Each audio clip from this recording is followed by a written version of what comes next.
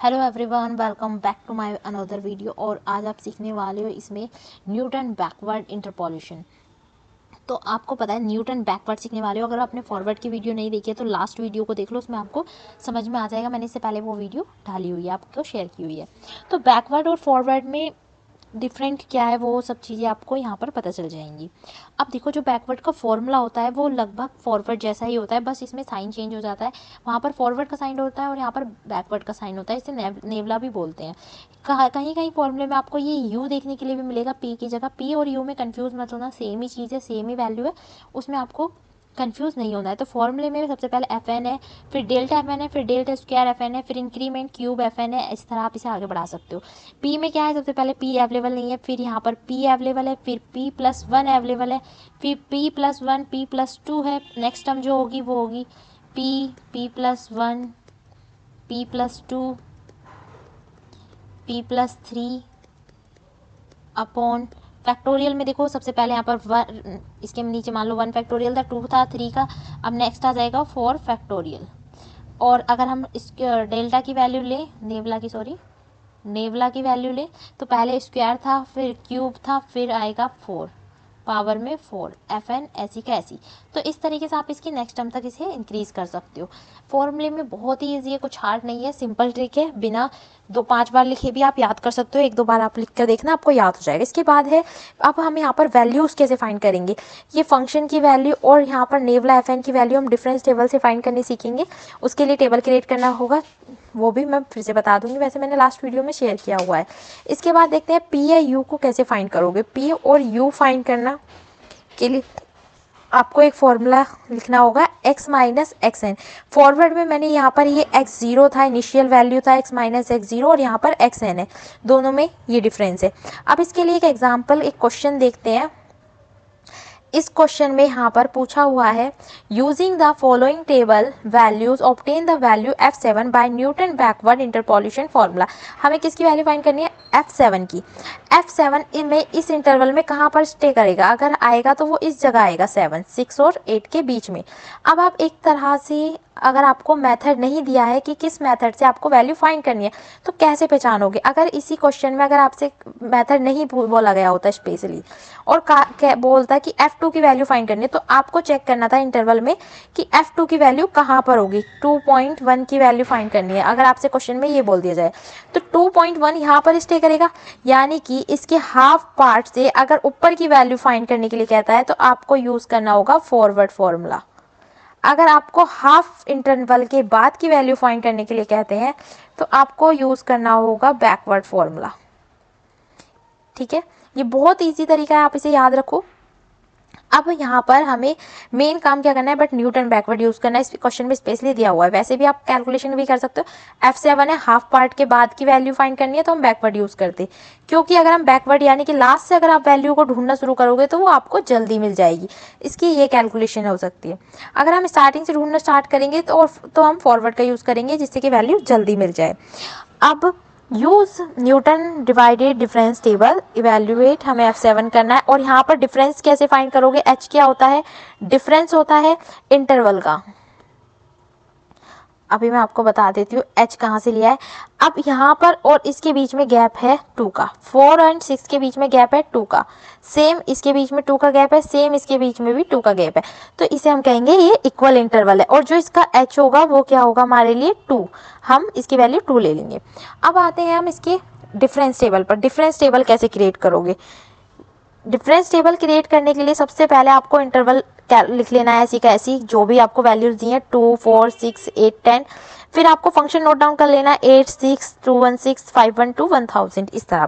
फिर आपको क्या करना है, नीचे वाली वैल्यू में से ऊपर वाली वैल्यू को माइनस करके लिखना है। अब हम बैकवर्ड यूज कर रहे हैं, तो बैकवर्ड के लिए हमने ये इस तरह बनाया, अगर फॉरवर्ड होता तो कुछ ऐसा पैटर्न बनाते।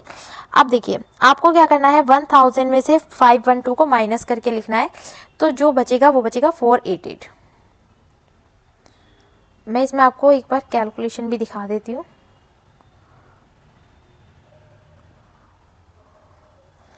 1000 में से माइनस करेंगे हम 512, तो आएगा 488। इस तरह ही आपको माइनस करना है। 512 में से 216 को आएगा 296। सेम ऐसे 216 में से माइनस करेंगे तो आएगा 152। फिर 64 में से माइनस करेंगे 8 को तो आएगा 56। सेम रूटीन हमें आगे फॉलो करना है इस लाइन में भी। इसमें क्या करना है, 448 में से आप माइनस करोगे 296 को तो आएगा 192। 296 में से 152 को माइनस करेंगे 144। 152 में से 56 को माइनस करेंगे तो बचेगा 96। ऐसे ही हमें यहाँ पर माइनस करके लिखना है 48। नेक्स्ट इसे इसमें से माइनस करेंगे तो बचेगा 48। 48 में से 48 को माइनस करेंगे तो लास्ट बचेगा 0।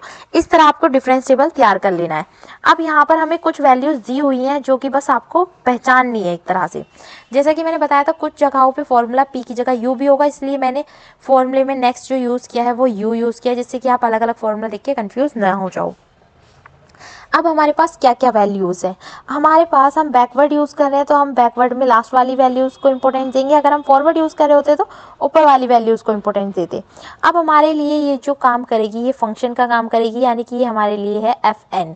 ये वैल्यू है हमारे लिए डेल्टा fn और ये वाली वैल्यू है हमारे पास डेल्टा स्क्वायर fn एंड ये है डेल्टा क्यूब fn। हम बैकवर्ड में यूज कर रहे हैं इसलिए हमने डाउन वाली वैल्यू उसको इंपॉर्टेंस दी है। ये आप ध्यान रखिएगा, फॉरवर्ड होगा तो आपको अपर वैल्यू को इंपॉर्टेंस देनी है। अब यहाँ पर हम एक फॉर्मूले में नोटिस कर लेते हैं फंक्शन क्या दिया हुआ है। जैसे कि मैंने बता दिया 1000 हमारे पास फंक्शन दिया हुआ है। मैं साथ के साथ इसे नोट डाउन करके आपको सिखा भी देती हूँ। एफ एक्स, सबसे पहले u फाइंड करना सीखो। u कैसे फाइंड करने है, u का फॉर्मूला बताया था मैंने, x minus x n upon h होता है। h में फाइंड करना बता चुकी हूँ, डिफरेंस होगा हमारे लिए। x क्या होगा, जो वैल्यू हमें फाइंड करनी है, तो वैल्यू हमें 7 पे फाइंड करनी थी। फिर से दिखा देती हूँ, f7 के लिए हमें वैल्यू फाइंड करनी थी इस तरह। xn क्या है कि लास्ट टर्म, जो हमारी सबसे लास्ट वैल्यू है टेबल में वो क्या है,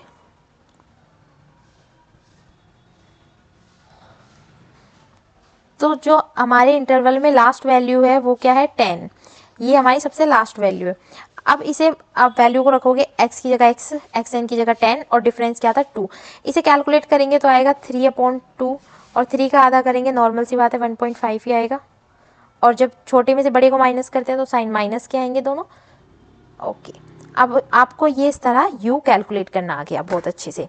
अब हम देखते हैं फॉर्मूले में रख के fn हमारे पास क्या है 1000, जो कि वैल्यू दी हुई है अभी मैंने दिखाई भी थी, प्लस u क्या है हमारे पास 1.5 माइनस 1.5, डेल्टा fn क्या है हमारे पास 488, तो हम इसे ले लेते हैं मल्टीप्लाई में 488, प्लस u क्या है 1.5 माइनस में, सेम इसे अंदर लिखेंगे -1.5 प्लस 1/2 फैक्टोरियल। डेल्टा स्क्वायर एफएन क्या है, ये वैल्यूज हमें टेबल में दी हुई है 192, तो इसे इसकी जगह लिख देंगे मल्टीप्लाई में 192। सेम नेक्स्ट प्लस यूज करेंगे, u क्या है -1.5, यहाँ पर सेम ये आएगा u -1.5 प्लस 1/3 फैक्टोरियल। इसमें एक टर्म रह गई है मेरी u प्लस 1, यानी कि 1.5 प्लस 2, 1.5 माइनस का है। ओके, तो मैंने यहाँ पर अपनी सारी टर्म्स लिख ली है। 192, इसमें रह गया डेल्टा क्यूब fn क्या है हमारे पास 48, सारी वैल्यूज लिख लिए। अब जब इसे कैलकुलेट करेंगे तो यहाँ पर मैं डायरेक्ट लिख देती हूँ क्या वैल्यू आएंगी 1000 माइनस इसे कैलकुलेट करके आएगा 732 प्लस 72 प्लस 3, तो जो फाइनल आएगा वो आएगा 343। f7 हमारे लिए क्या काम करेगा, ये आया 343।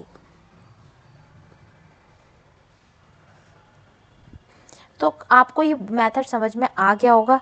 Thank you for this watching video. और नेक्स्ट आप किस मेथड को सीखना चाहते हो उसके लिए मुझे जल्दी से कमेंट करके बताओ। For more like and subscribe this channel.